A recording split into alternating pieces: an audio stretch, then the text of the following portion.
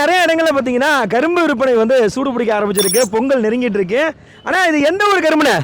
இது வந்து ஒருத்தநாடு கரும்புங்க. அது ஒருத்தநாடு கரும்பு. ஆமாம் ஆமாம். ஓகே, என்ன ரேட்னா இப்போ போகுது கரும்பு? கட்டு 300 போகுதுங்க. 300 போகுது. ஆனால் பொங்கல் நெருங்க இதோட ரேட்டு மாறுமா இல்லை இதே ரேட்டு தான் போகுமாண்ணே? மாறுறதுக்கு வாய்ப்பு இருக்கு, மாறுறதுக்கு வாய்ப்பு இருக்கு. அதனால வேண்டி நம்ம நாளைக்கு வேறு ரேட் எதிர்பார்க்கலாம்.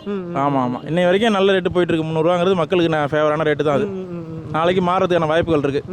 ஆமாம். ஆனால் இப்போ இந்த கரும்புல ஒரு லாரியில் வந்து எவ்வளோ கட்டு கரும்புல ஏற்றிட்டு வரலாம்? இல்லை ஒரு 550 கட்டு ஏற்றுவோம். 550 கட்டு ஏற்றிடுவீங்க. எப்போ வரைக்கும் நீங்கள் சேல்ஸ் பண்ணுவீங்க? நாளைக்கு நைட் வரைக்கும் பண்ணுவோம். விடிய உண்டு வியாபாரம் உண்டு. ஆனால் சம்டைம்ஸ் பார்த்தீங்கன்னா இந்த பொங்கல் நெருங்க வந்து ரேட் அதிகமாகும்.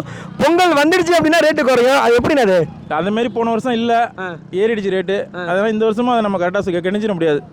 மாறும், ஏறுறதுக்கான வாய்ப்பும் இருக்கு, இறங்குறதுக்கான வாய்ப்பும் இருக்கு. ஆமாம், நாளைக்கு மதியம் தான் அது தெரியும். ஒரு கட்டில் வந்து எத்தனை கரும்பு வச்சிருப்பீங்க? அதோட ரேட் என்ன ரேட்டு கொடுக்குறீங்க?